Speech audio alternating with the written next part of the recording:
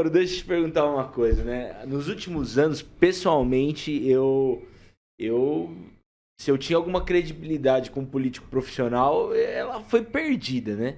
E a minha esperança nos últimos anos realmente foram das novas pessoas que foram surgindo, que não eram essa carreira política, mas de alguma forma migraram para a política. O Japa é da chapa tênis, viu? Só para você entender. É a terceira via mesmo.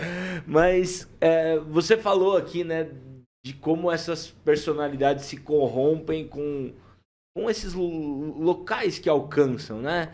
E a minha pergunta para você é, cara, você saiu da vida comum, aí você teve toda essa sua trajetória e hoje você está postulante a senador, né? Cara, como manter? Manter os seus princípios, aquilo que te trouxe até aqui.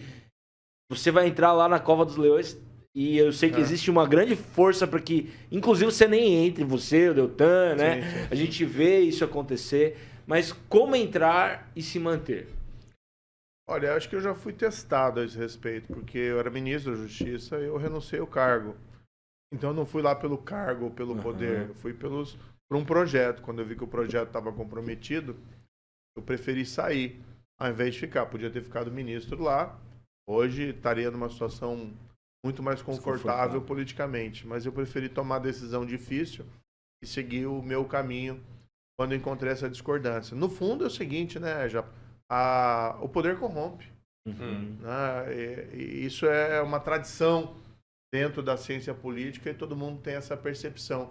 Se você não toma cuidado, né, você acaba se tornando um servo do poder e não utilizar o poder para, sei lá, a ideia básica da política. A política tem que ser para o bem comum, para melhorar a vida das pessoas e não para melhorar a vida dos políticos.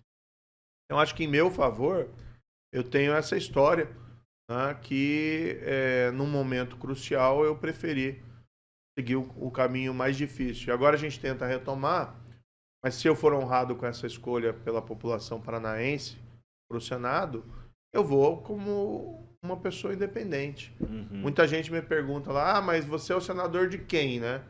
De quem que é o teu... Quem que tá te... Apadrinhando. Apadrinhando. Eu falo, meu amigo, se eu for eleito, eu sou o senador da população paranaense. Eu quero chegar lá sem dever nada para fulano X ou fulano Y, para presidente, governador, ex-presidente, quem quer que seja.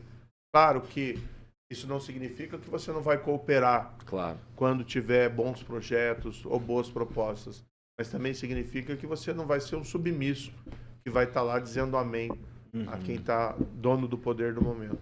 Tem um teólogo, né, o nosso amigo Antônio Carlos Costa, que diz, né, se você dá poder a um filho de Adão, você fiscaliza, porque os filhos de Adão não lidam bem com o poder. Nós somos pastores aqui, né? Eu, o Diego, Rodrigo, a Monique é quase uma pastora, né? Nem entrar nessa não. A gente fica tentando levar a Monique nesse lado. Então, isso pra nós faz muito sentido. Muito legal. Eu sou católico, né? Eu até aqui em Maringá eu estudei no Colégio Santa Cruz, que é das Freiras das Irmãs Carmelitas. Então, foi quase todo o ensino... Não, foi todo o ensino fundamental e o ensino médio quase inteiro também lá. Depois eu fui para a escola pública no Gastão Vidigal, aqui em Maringá. Então foi um bom período. Mas a gente respeita, evidentemente, né, todas as religiões, as protestantes também, evangélicas. E a gente tem essa conexão. Eu acho que a religião ensina bastante para a gente. Eu também sou professor, né? Eu dava aula de processo penal e eu sempre gostei muito das conexões entre o direito e a religião, especialmente no direito penal. Então, isso sempre para mim foi muito intrigante. Eu dava umas aulas para os alunos e a gente falava muito sobre o direito ao silêncio, né? Ele tem uma conexão direta. O pessoal podia usar mais isso aí, né? O pessoal podia usar mais esse direito, né? É verdade. Direito bom, né?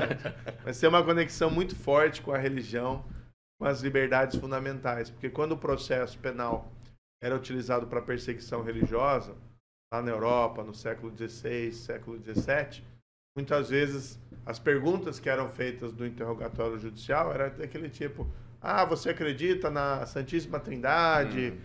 Você lê a Bíblia em, sei lá, inglês ou em Ou você acredita naqueles dogmas X ou Y? Então, o direito ao silêncio ele surge num momento de afirmação da liberdade religiosa. Muito interessante, Legal. sabe? E tinha-se uma percepção também. Poxa, não sei se a gente está sendo meio complicado aqui para o ouvinte. Mas tinha-se uma percepção de que você colocar alguém sob juramento para falar a verdade, colocava a pessoa num dilema cruel. Que ou se a pessoa for culpada, né? Ela confessa. Incrimina. E ela morre, porque lá na época era pena de morte. Era basicamente isso. Ou ela mente e trai o juramento. E aí ela dana a sua alma. Era uma concepção muito Que era um interessante. tempo bom quando a turma tinha medo, né? Medo de Deus, medo da justiça. Até hoje nos Estados Unidos o cara jura com a mão na Bíblia, não significa absolutamente... É perjúrio, né? Que fala. Lá tem perjúrio. E que também não... Nem treme a mão mais, né, cara? Não, e sobretudo lidando com patologia, se o cara... Aí é outro nível, né? Se o cara é um psicopata, ele não sente nenhum remorso de maneira alguma, ele mente descaradamente.